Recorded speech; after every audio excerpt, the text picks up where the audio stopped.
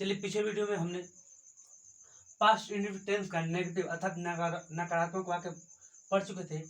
आज की इस वीडियो में हम लोग इंट्रोगेटिव मतलब कि प्रश्नवाचक वाक्य इसमें पढ़ेंगे कि प्रश्नवाचक वाक्य कैसे अनुवाद करते हैं हिंदी से इंग्लिश में और इंग्लिश को हिंदी में। तो चलिए इसको देखते हैं। पहले इसको कोई भी अनुवाद करने से पहले हम लोग को पहले उसका पहचान जानना जरूरी है कि कैसे क्या उसका पहचान है और कैसे उसको अनुवाद करेंगे। तो इसमें लिख दिए हम पहले ही, जिन वाक्यों के अंत में ता था ती थी ते थे या ई आते हैं तथा वाक्य में प्रश्न पूछा जा सकता है, मतलब कोई भी प्रश्न पूछा जा सकता है। जैसे कह देगा क्या राजू खेलता था, बच्चे पेड़ पर क्यों चढ़ते थे, माली फूलों में पानी क्यों देता था, रोहन किसका किताब पढ़ता था। इस प्रकार अन्य कोई भी प्रश्न कोई वाक्य आ सकते हैं। तो उसको हम कैसे बनाएंगे चलिए आज की इस वीडियो में देखते हैं और उसको सीखते हैं। तो इसके लिए सबका एक अलग अलग रूल होता है, तो भाई आज देखेंगे इसका क्या रूल है और इसको कैसे बनाएंगे। तो हमारा रूल है, सबसे पहले लिख देंगे हम लोग क्यू डब्ल्यू मतलब कि क्वेश्चन वर्ड, मतलब जो भी हमारे वाक्य में प्रश्न पूछे जाएंगे, मतलब कि कोई बीच में प्रश्नवाचक शब्द हो सकता है अथवा कोई आगे हो सकता है। तो जो आगे हो उसके लिए क्यू डब्ल्यू मतलब प्रश्नवाचक शब्द नहीं है, जो बीच में वाक्य के होंगे उसके लिए सब है क्वेश्चन वर्ड। उसके बाद लिख देंगे डिड। अब देखिए डिड उपयोग कब करेंगे, जब कोई वाक्य में जैसे कह देगा क्या राजू खेलता था, जब वहां क्या लगा होगा तब उसके लिए सबसे पहले हम लोग क्या के लिए यहाँ डिड का प्रयोग करते हैं। और उसके बाद तुरंत लगाएंगे सब्जेक्ट। पिछले वीडियो में बता चुके थे, जो वाक्य में कार्य करता है उसी को सब्जेक्ट कहते हैं। उसके बाद लगा देंगे हम लोग वर्ब, मतलब जो कार्य करेगा, मतलब जो भी कोई कार्य करेगा, जो कार्य होगा उसी को हम लोग वर्ब कहते हैं। उसके बाद ऑब्जेक्ट और लास्ट में हम लोग का होगा प्रश्नवाचक चिन्ह। अगर प्रश्नवाचक चिन्ह न रहे, मतलब कि क्वेश्चन मार्क न रहे, तो हम लोग का पूरा वाक्य अर्थात तो पूरा सेंटेंस गलत हो सकता है। तो चलिए इसके अब ये तो लिख लिया हम लोग सूत्र। अब इस सूत्र को समझते हैं।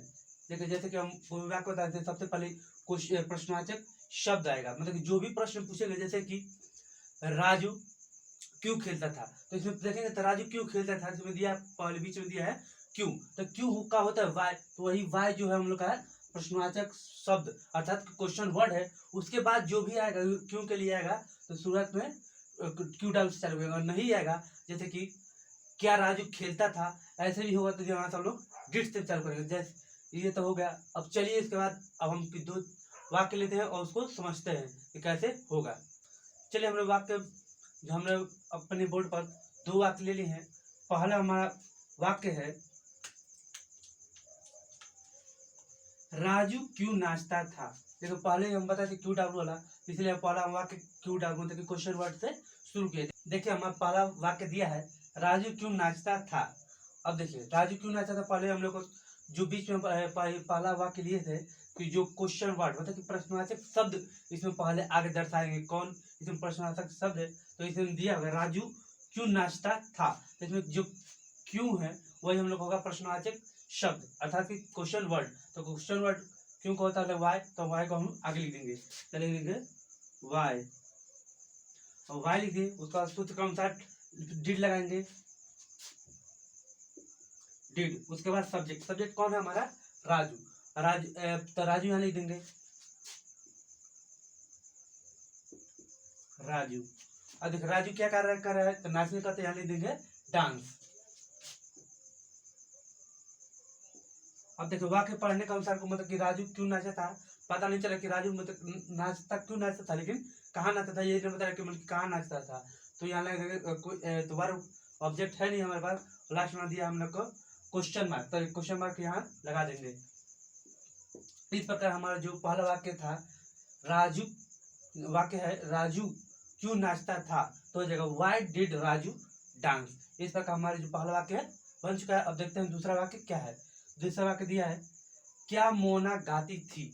अब देखिए क्या मोना गाती थी, अब हम दूसरे के अनुसार मतलब कि अब इसमें हम लोग का ये वाला नहीं रहेगा। अब लोग यहाँ से अपना सूत्र लिखना, मतलब कि सूत्र अब यहाँ से हम लोग इस सूत्र के अनुसार ये बनाना वाक्य चालू करेंगे। तो चलिए बनाते हैं। पहले दिया है क्या, और जब भी जहाँ भी क्या हो तो डिड डिड से चालू करते हैं। तो क्या के लिए हम यहाँ लगा देंगे डिड, तो लिख देंगे डिड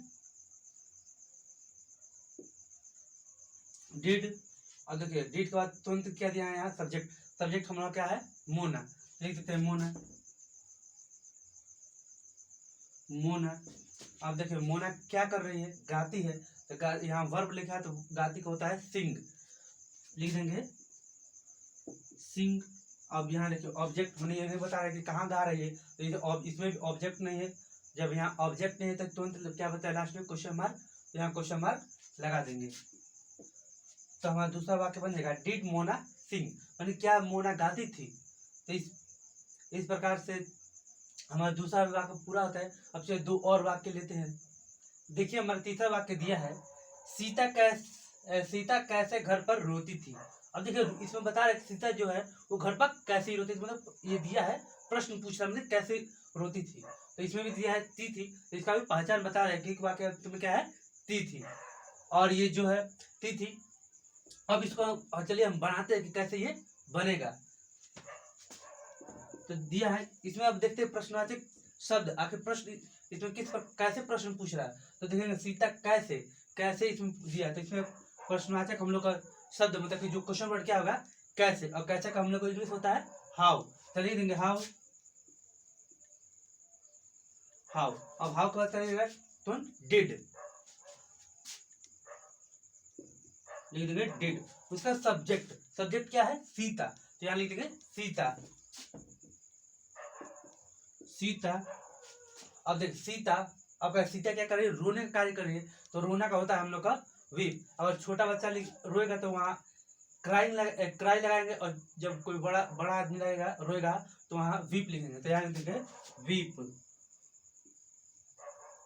वीप। अब देखिए कहाँ रो रही है घर पर, तो घर के किसी एक जगह पर रोती है, और रोती है तो वहीं लिख देंगे यहाँ एट द होम।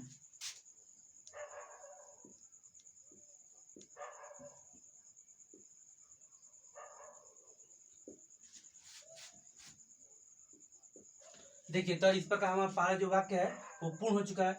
दिया है सीता कैसे घर पर रोती थी, तो होगा how did Sita weep at the home, मतलब सीता कैसे रोती थी। अब देखिए दूसरा हमारा वाक्य दिया है क्या वे विद्यालय में पढ़ते थे, मतलब पूछ रहे किसी पूछ रहा है कि वे विद्यालय में पढ़ते थे या नहीं पढ़ते थे, वही हाँ या ना भाई जवाब देने वाला है। चलिए इसको भी बनाते हैं। अब देखिए क्या से चालू मतलब क्या से प्रारंभ हो रहा है, तो देखिए क्या से जब भी प्रारंभ होगा तो हम लोग यहाँ से लिखना चालू करेंगे, मतलब डिड से लिखना चालू करेंगे। तो डिड से मतलब क्या है, तो क्या के लिए हम लगा देंगे डिड, यहाँ लिख देंगे डिड। अब देखिए डिड उसके बाद क्या है सब्जेक्ट, सब्जेक्ट हम लोग क्या है वे को हम लिखते हैं दे, तो लिख देंगे दे। अब देखिए जो वे क्या कर रहे हैं, तो पढ़ने जा रहे पढ़ते हैं, तो पढ़ने का होता है रीड, तो लिख देंगे रीड रीड। अब देखिए कहाँ पढ़ते हैं, तो लिखा है विद्यालय में, तो लिख देंगे in the school in the school.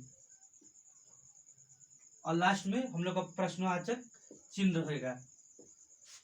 तो देखिए दूसरा वाक्य भी बन गया है। दूसरा वाक्य दिया था क्या वे विद्यालय में पढ़ते थे, तो होगा did they read in the school. तो चलिए इस प्रकार हमारा ये वीडियो समाप्त हुआ। आपको वीडियो अच्छा लगा तो वीडियो को लाइक कीजिए, और चैनल पहली बार आए तो चैनल को सब्सक्राइब कीजिए।